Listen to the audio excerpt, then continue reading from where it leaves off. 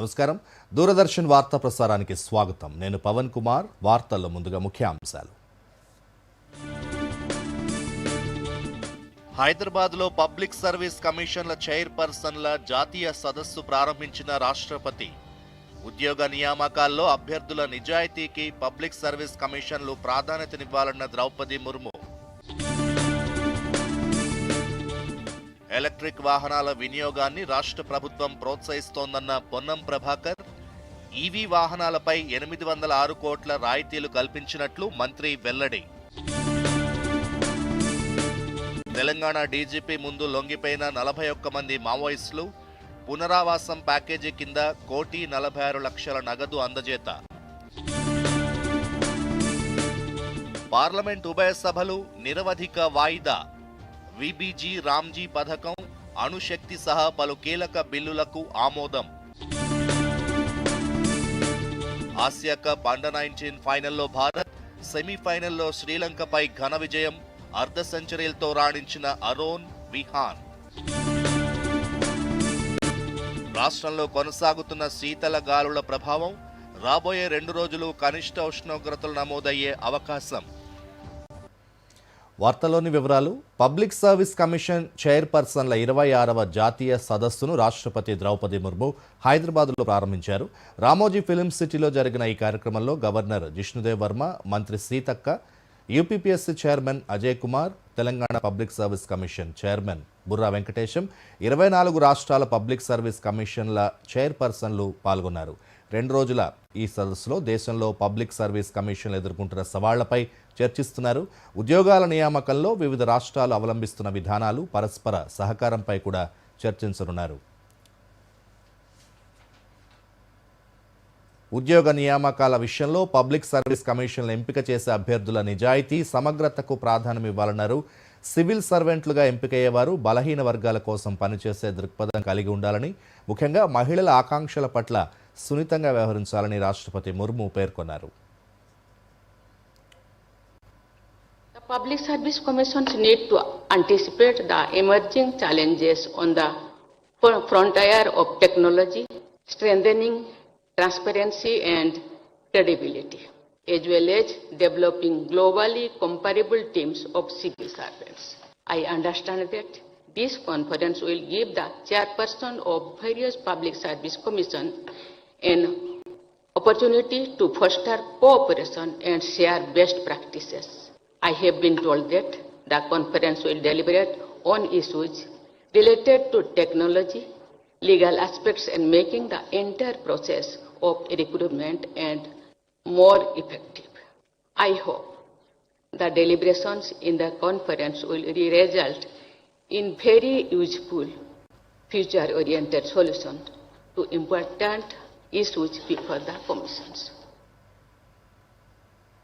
హైదరాబాద్ రాష్ట్రపతి నిలయంలో ఉద్యాన ఉత్సవ్ 2వ ఎడిషన్ను రాష్ట్రపతి ద్రౌపది ముర్ము ప్రారంభించారు. వచ్చే నెల 3వ తేదీ నుంచి సందర్శకుల్ని ఈ ఉద్యాన ఉత్సవ్కి అనుమతిస్తారు.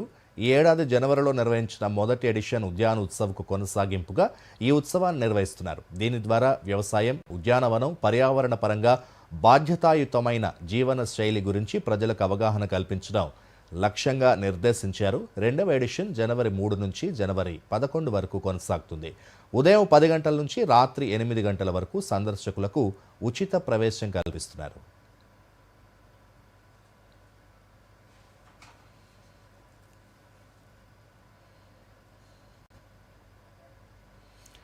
పదిహేను రోజుల పాటు వాడి వేడిగా జరిగిన పార్లమెంట్ శీతాకాల సమావేశాలు చివరి రోజు ఎలాంటి చర్చ జరగకుండానే నిరవధికంగా వాయిదా పడ్డాయి. విబిజీ రామ్జీ బిల్లు, అణు ఇంధన బిల్లులు వంటి పలు కీలక బిల్లులు ఈ సమావేశంలో ఆమోదం పొందాయి. వందే మాతర గేయం, ఎన్నికల సంస్కరణలపై ప్రత్యేక చర్చ జరిగింది. మరిన్ని వివరాలు.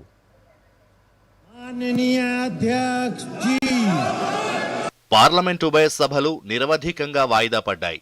3 దేశాల పర్యటన ముగించుకుని స్వదేశానికి చేరుకున్న ప్రధానమంత్రి నరేంద్ర మోదీ లోక్సభకొచ్చారు.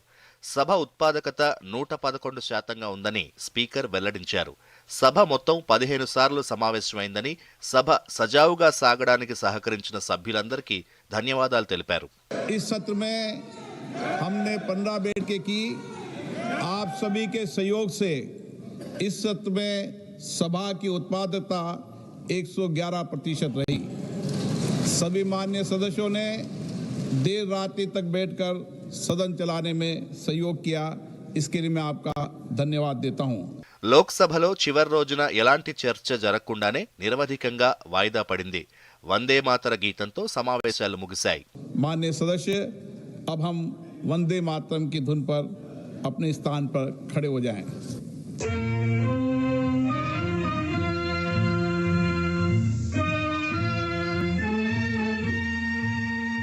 రాజ్యసభ కూడా చివరి రోజులు ఎలాంటి చర్చ జరగకుండానే నిరవధికంగా వాయిదా పడింది. ఎగువ సభ 92 గంటల పాటు పనిచేస్తుందని, 121% ఉత్పాదక నమోదు చేస్తుందని రాజ్యసభ చైర్మన్ సిపి రాధాకృష్ణన్ తెలిపారు.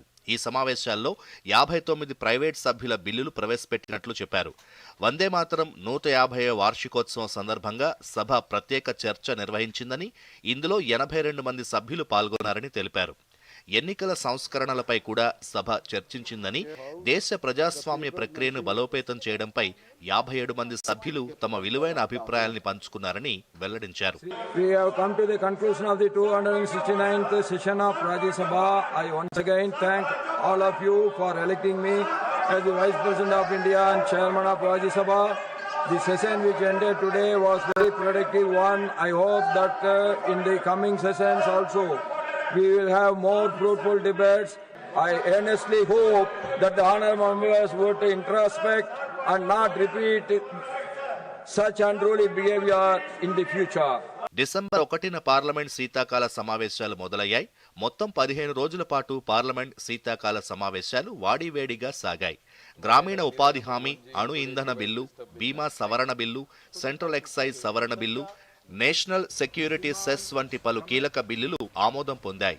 వందే మాతర గీతం 150వ వార్షికోత్సవం సందర్భంగా ప్రత్యేక చర్చ, ఎన్నికల సంస్కరణలపై చర్చలు జరిగాయి. Bureau report, Doordarshan news. 41 మంది మావోయిస్టులు తెలంగాణ డీజీపీ శివధర్ రెడ్డి ఎదుట లొంగిపోయారు. లొంగిపోయిన మావోయిస్టు వివరాల్ని హైదరాబాద్లో డీజీపీ వెల్లడించారు. లొంగిపోయిన వారిలో కామారెడ్డికి చెందిన రాష్ట్ర కమిటీ కార్యదర్శి ఎర్రగొల్ల రవి, ఒడిషా, ఛత్తీస్గఢ్కు చెందిన 6 డివిజన్ కమిటీ సభ్యులు, 2 తెలంగాణ వాసులున్నారు. మిగతా మావోయిస్టులంతా ఛత్తీస్గఢ్కు చెందిన వారిగా డీజీపీ శివధర్ రెడ్డి పేర్కొన్నారు. మావోయిస్టుల వద్ద నుంచి 24 తుపాకుల్ని స్వాధీనం చేసుకున్నామని తెలిపారు. లొంగిపోయిన మావోయిస్టులకు రాష్ట్ర ప్రభుత్వం సహకారం అందిస్తుందని చెప్పారు. పునరావాసం ప్యాకేజీ కింద మొత్తం 1.46 కోట్ల నగదుని అందజేస్తున్నట్లు డీజీపీ వెల్లడించారు.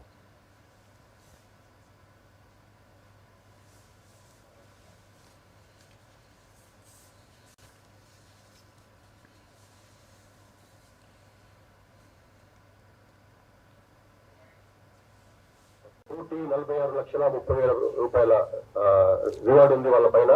వాళ్లకు ఈ డబ్బులను వాళ్ళకు సంబంధించినటువంటి డాక్యుమెంటేషన్ పూర్తి చేసేసి బ్యాంకు ఖాతాలు తెరుస్తాయి. తెచ్చిన తర్వాత వాళ్ళకు డిమాండ్ డ్రాఫ్ట్ రూపంలో కానీ చెక్కుల ద్వారా కానీ వాళ్ళకు అమౌంట్ అందజేయబడుతుంది.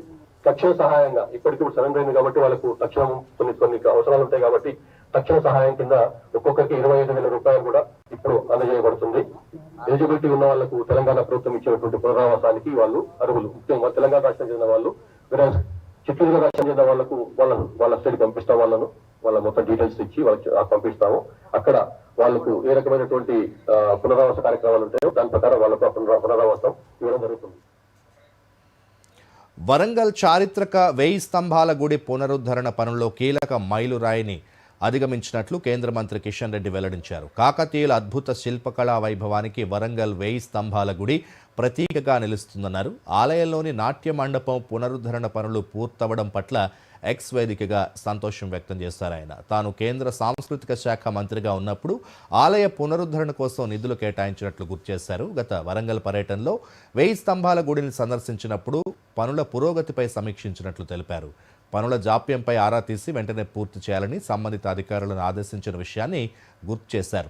ప్రాచీన వారసత్వ సంపద దెబ్బతినకుండా అసలైన కట్టడపు రూపురేఖల్ని కాపాడుతూ అత్యంత జాగ్రత్తగా పునరుద్ధరణ పనులు జరుగుతున్నట్లు కేంద్ర మంత్రి కిషన్ రెడ్డి వెల్లడించారు. దేశ వారసత్వ సంపదను భావితరాలకు అందించేందుకు మోదీ ప్రభుత్వం కృషి చేస్తోందని ఈ సందర్భంగా పేర్కొన్నారు.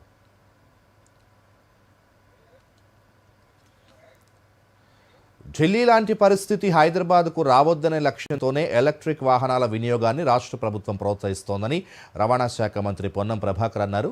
ఎలక్ట్రిక్ వాహనాల తయారీదారులు, డీలర్లతో మంత్రి సమావేశమయ్యారు. ఈ సందర్భంగా ఆయన మాట్లాడుతూ రవాణా శాఖలో పలు సంస్కరణలు తీసుకొచ్చినట్లు వివరించారు. ఈవీ పాలసీ తీసుకొచ్చి ఇప్పటివరకు 1,50,000కు పైగా ఎలక్ట్రిక్ వాహనాలకు 806.35 కోట్ల రాయితీ ఇచ్చినట్లు వెల్లడించారు. 2047 నాటికి పూర్తిగా ఈవీ వాహనాలే ఉంటాయన్నారు.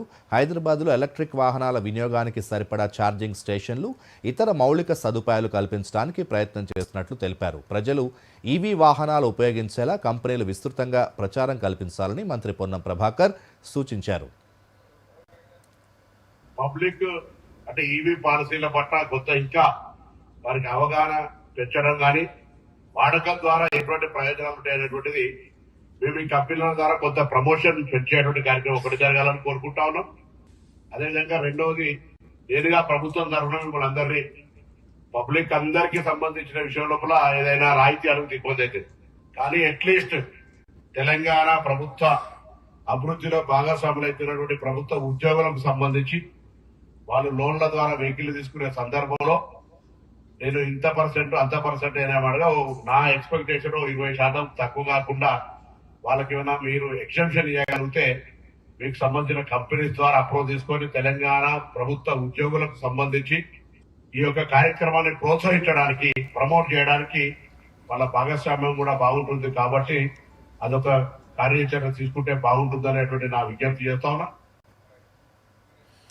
తెలంగాణ ఆంధ్ర విభజన సమయంలో భద్రాచలం తీవ్రంగా నష్టపోయిందని తెలంగాణ జాగృతి అధ్యక్షురాలు కల్వకుంట్ల కవిత అన్నారు. కవిత చేపట్టిన జాగృతి జనం బాట భద్రాద్రి కొత్తగూడెం జిల్లాలోని భద్రాచలంకి చేరుకుంది. ముందుగా భద్రాచలం శ్రీ సీతారామచంద్ర స్వామి వారిని దర్శించుకుని ప్రత్యేక పూజలు చేశారు. అనంతరం కవిత మాట్లాడుతూ అప్పటి భద్రాచలం మండలంలోని 5 పంచాయతీలు ఆంధ్రలో విలీనం కావడం ఇక్కడ ప్రధాన సమస్యగా మారిందని, దీనిపై పోరాటం చేస్తామని చెప్పారు. ప్రజా సమస్యల్ని క్షేత్రస్థాయిలో తెలుసుకునేందుకే ఈ జనం బాట కార్యక్రమం చేపట్టామని కవిత అన్నారు. మరి ఇటువంటి స్వామివారి ఆలయ అభివృద్ధి కోసం మరి మనందరం కూడా కష్టపడాల్సినటువంటి అవసరం ఉంది. ఇంతకు ముందు పర్ణశాలకు సంబంధించి ఒక 50 కోట్ల రూపాయలు ఇప్పించుకోగలిగాం, కానీ మరి స్వామివారి ఆలయానికి, అదే విధంగా మనకు పొంచి ఉన్నటువంటి వరద ముప్పుకు సంబంధించి, అదే విధంగా భద్రాచలం గ్రామంలోనే మరి దాదాపుగా 5 చుట్టుముట్టు ఉండేటటువంటి గ్రామాలు ఆంధ్రాలో విలీనమైనటువంటి గ్రామాలు, వాటి కోసం చేసే పోరాటం కానీ ఇంకా ముందడుగు పడవలసి ఉన్నది. దానికోసమే ఇవాళ మరి 5 ఊర్లను మరి మన తెలంగాణలో విలీనం కావాలని చెప్పి ఫైట్ చేయడానికి వాళ్ళు ఇక్కడికి వచ్చినాం. మరి ఆ స్వామివారి ఆశీర్వాదంతో, ఆ ప్రజలందరి కోరికతోని త్వరలోనే 5 గ్రామాలు మన తెలంగాణలో విలీనం అవ్వాలని, భద్రాచలం పట్టణం ఇప్పుడు కొత్తగా వస్తున్నటువంటి ప్రాజెక్టులన్నిటి నుంచి సురక్షితంగా ఉండే విధంగా పెద్ద రిటైనింగ్ వాల్ కట్టుకోగలగాలి, మనం స్వామివారి ఆలయాన్ని కాపాడుకోగలగాలి. కాంగ్రెస్ ప్రభుత్వం అధికారంలోకి వచ్చాక చెన్నూరు నియోజకవర్గంలో సీసీ రోడ్లను అభివృద్ధి చేసినట్లు మంత్రి వివేక్ వెంకటస్వామి తెలిపారు. ఇవాళ మంచిర్యాల జిల్లా చెన్నూరులో సుమారు 20 లక్షల రూపాయలతో నూతనంగా నిర్మించిన అంబేద్కర్ భవనాన్ని జిల్లా కలెక్టర్ కుమార్ దీపక్తో కలిసి మంత్రి ప్రారంభించారు. అనంతరం integrated veg and non veg market సముదాయ భవనాన్ని కూడా ప్రారంభించారు. ఈ సందర్భంగా వివేక్ వెంకటస్వామి మాట్లాడుతూ చెన్నూరు ప్రభుత్వాసుపత్రిలో డయాలసిస్ సెంటర్తో చాలామంది రోగులు చికిత్స పొందుతున్నారన్నారు. త్వరలో 100 పడకల ఆసుపత్రికి సరిపడా సిబ్బంది నియమించుకుంటామని చెప్పారు.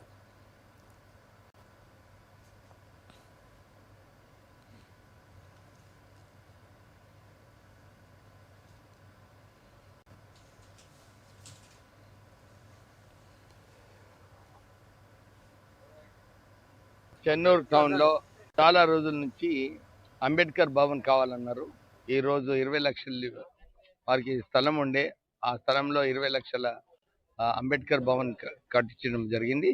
చిన్నగా అవుతుంది సార్, కొద్దిగా మంచిగా ఇంకా ఎక్స్పాన్షన్ చేయాలంటే ఇంకొక 25 లక్షలు ఈరోజు శాంక్షన్ చేయడం జరిగింది. ఈరోజు ఈ వెజిటబుల్ మార్కెట్లో చాలా రోజుల నుంచి మన వెజిటబుల్ వెండర్స్ వారు ఇక్కడ షిఫ్ట్ చేయాలని లేకుండే, కొద్దిగా దూరం అవుతుందని చెప్పి ఇప్పుడు వారికి అర్థమైంది ఇక్కడ అన్ని సెంట్రలైజ్ పెట్టుకుంటే బాగుంటుందని చెప్పి వారు ఒప్పుకోవడం జరిగింది. కొంచెం మైనర్ రిపేర్స్ చేయాలి ఇక్కడ, అది అయిన తర్వాత వారు 1 జనవరి నుంచి షిఫ్ట్ అవుతారు. దాంతోపాటు 100 బెడెడ్ హాస్పిటల్ కూడా మే వరకు కంప్లీట్ చేస్తాము. ఇప్పుడు కాసేపు ప్రకటన. Good girl.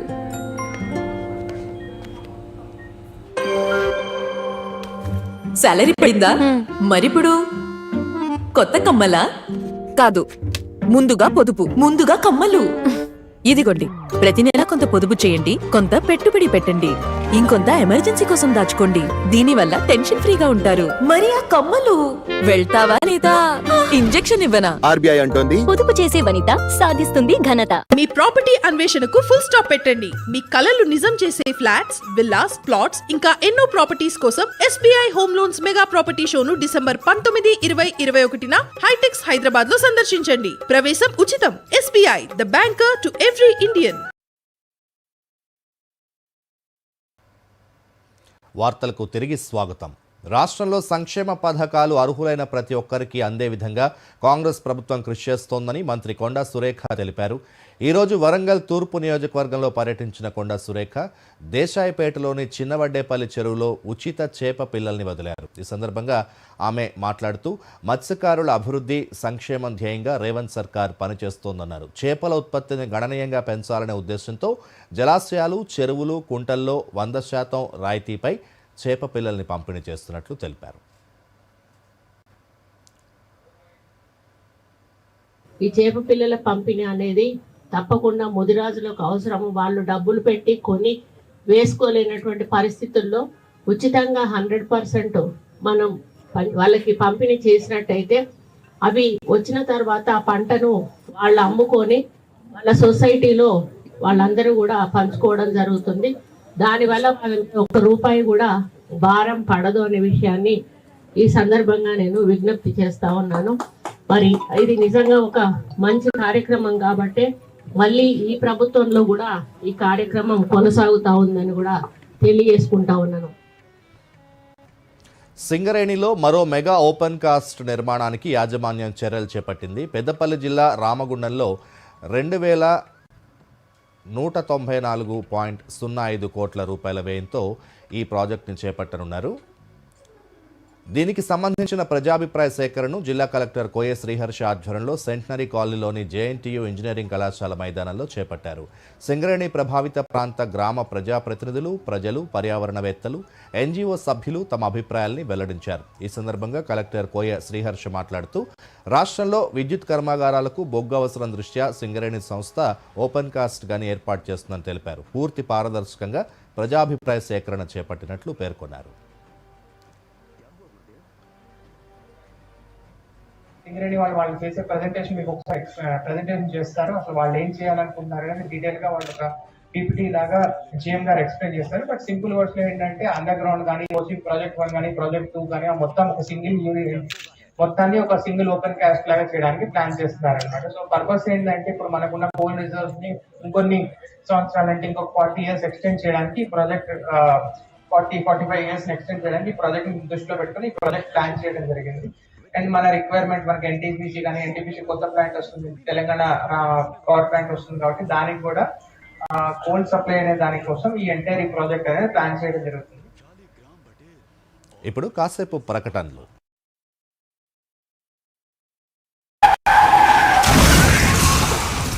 मौत कभी अचानक आती है तो कभी दबे पांव।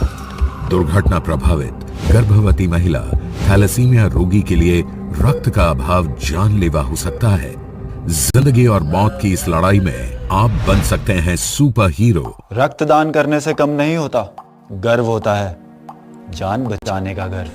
आखिरकार मैं 18 की हो गई तो इस बार मैंने वोट भी डाला और खून भी दे पाई। 65 साल की उम्र तक 177 बार किया स्वैच्छिक रक्तदान और यही है मेरा अभिमान। कीजिए रक्तदान और बनिए किसी के चेहरे की मुस्कान। लेकिन नन्ही सी जान आपका हमेशा करेंगे सम्मान। आप हो मेरे सुपर हीरो। रक्तदान यानी जीवन दान। Thank you. Blood transfusion services division DGHS, स्वास्थ्य एवं परिवार कल्याण मंत्रालय, भारत सरकार द्वारा जनहित में जारी। తిరిగి వార్తలకు స్వాగతం.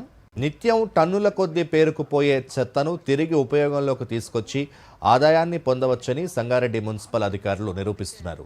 బయోమైనింగ్ ప్రాసెస్ ద్వారా ఏళ్లుగా పేరుకుపోయిన చెత్త సమస్యలకు శాశ్వత పరిష్కారం చూపిస్తున్నారు. వ్యర్థాల ద్వారా తీసిన ఇంధనాన్ని సిమెంట్ ఫ్యాక్టరీలకు పంపడంతో పాటు రీసైక్లింగ్ అయిన చెత్తను రైతులకు అందజేస్తున్నారు. పూర్తి వివరాల్లోకి వెళ్తే,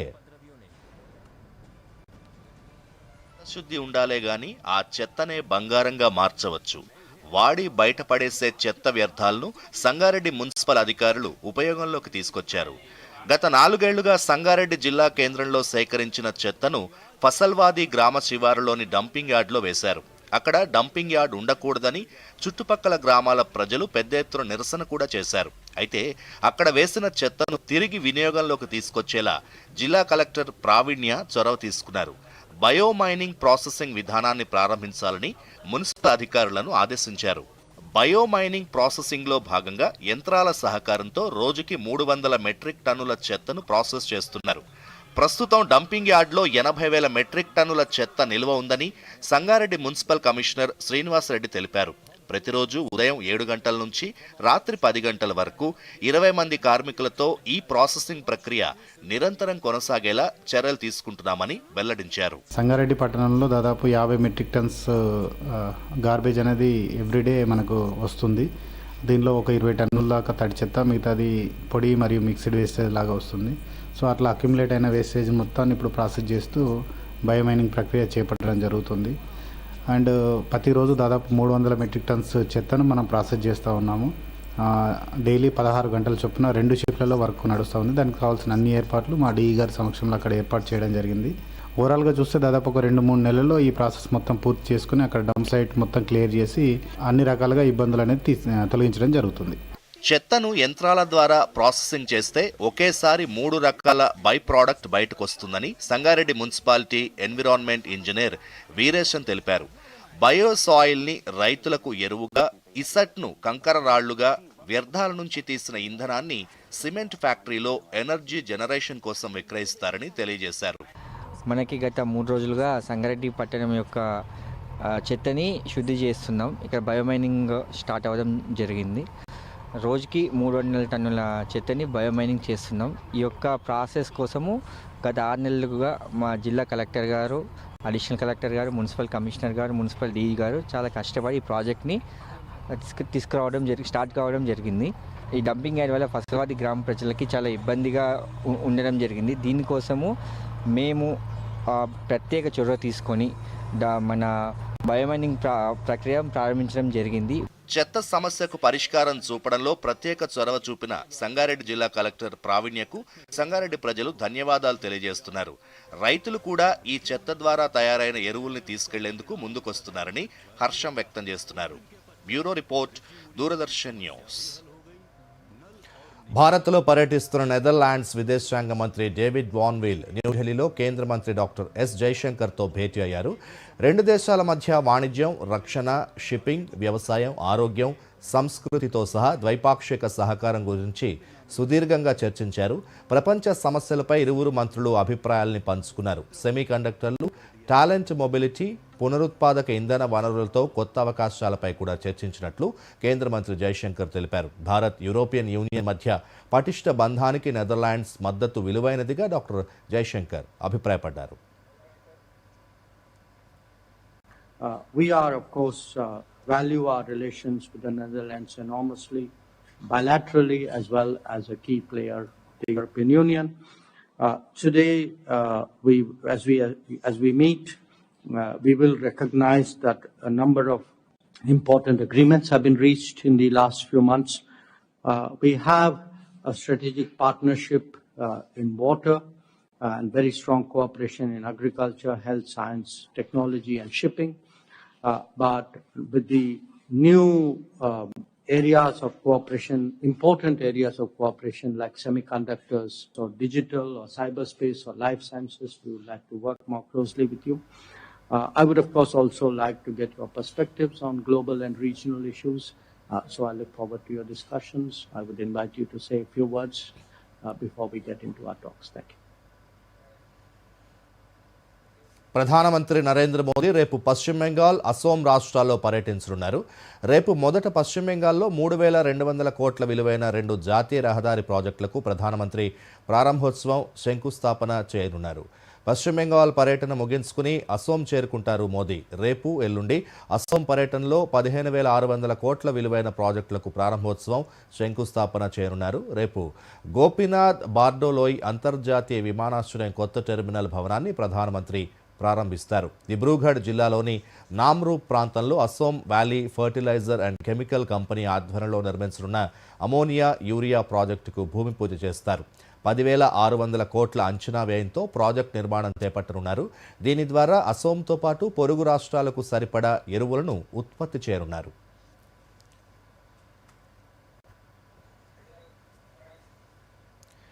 దుబాయ్ వేదికగా జరుగుతున్న ఆసియా కప్ అండర్-19 టోర్నీలో యువ భారత జట్టు జోరు కొనసాగిస్తూ ఫైనల్లో ప్రవేశించింది. సెమీఫైనల్లో శ్రీలంకపై 8 వికెట్ల తేడాతో ఘన విజయం సాధించింది. వాతావరణం సరిగా లేక 20 ఓవర్లకు కుదించిన ఈ మ్యాచ్లో మొదట శ్రీలంక బ్యాటింగ్ చేసింది. భారత బౌలర్ల ధాటికి శ్రీలంక 8 వికెట్ల నష్టానికి 138 పరుగులు మాత్రమే చేయగలిగింది. 139 పరుగుల లక్ష్యంతో బరిలోకి దిగిన యువ భారత్ ఆరంభంలో తడబడింది. 25 పరుగులకే ఓపెనర్లు ఇద్దరిని కోల్పోయింది. అరోన్ జార్జ్, విహాన్ మల్హోత్రా శ్రీలంక బౌలర్లను ధాటిగా ఎదుర్కొంటూ మరో 2 ఓవర్లు ఉండగానే భారత్కు విజయాన్ని అందించారు. ఈ క్రమంలో అరోన్ జార్జ్ 49 బంతుల్లో 58 పరుగులు, విహాన్ మల్హోత్రా 45 బంతుల్లో 61 పరుగులతో రాణించి భారత్ను ఫైనల్కు చేర్చారు. ఫైనల్లో పాకిస్తాన్ జట్టుతో భారత్ తలపడనుంది.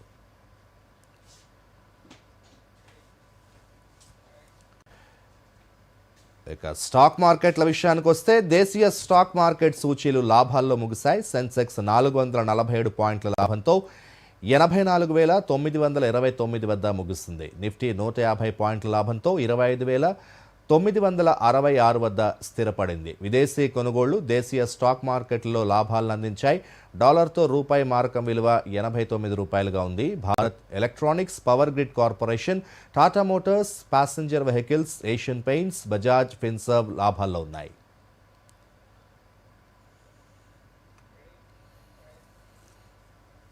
రాష్ట్రంలో చలి తీవ్రత కొనసాగుతోంది. ఉదయం పొగమంచు కారణంగా పలు ప్రాంతాల్లో జనం ఇబ్బందులు పడుతున్నారు. మరోవైపు శీతల గాలుల ప్రభావం కొనసాగుతోంది. రాష్ట్రంలో ఇవాళ, రేపు శీతల గాలుల ప్రభావం ఉంటుందని వాతావరణ శాఖ తెలిపింది. ఆదిలాబాద్, కొమరంభీం ఆసిఫాబాద్, మంచిర్యాల, నిర్మల్, వరంగల్, సిద్దిపేట, మెదక్, కామారెడ్డి, సంగారెడ్డి జిల్లాలకు ఎల్లో అలర్ట్ జారీ చేసింది. ఆయా జిల్లాల్లో శీతల గాలులు వీస్తాయని తెలిపింది. ఇక రాష్ట్రంలో సాధారణం కంటే కనిష్ట ఉష్ణోగ్రతలు 3 నుంచి 4 డిగ్రీల సెల్సియస్ కంటే తక్కువగా నమోదయ్యే అవకాశం ఉందని వెల్లడించింది.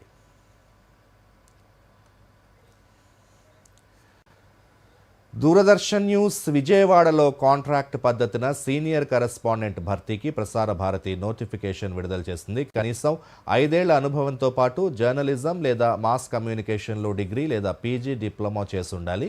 హిందీ, ఇంగ్లీష్ భాషలో పాటు తప్పనిసరి. నోటిఫికేషన్ విడుదలైన నాటికి 45 ఏళ్ల లోపు వయసు వారు దరఖాస్తుకి అర్హులు. ఆసక్తి ఉన్న అభ్యర్థులు ఆవేదన్.ప్రసార భారతి వెబ్సైట్ ద్వారా ఆన్లైన్లో దరఖాస్తు చేసుకోవాలి. నోటిఫికేషన్ విడుదలైన తేదీ నుంచి 15 రోజుల్లోగా దరఖాస్తుల్ని సమర్పించాల్సి ఉంటుంది.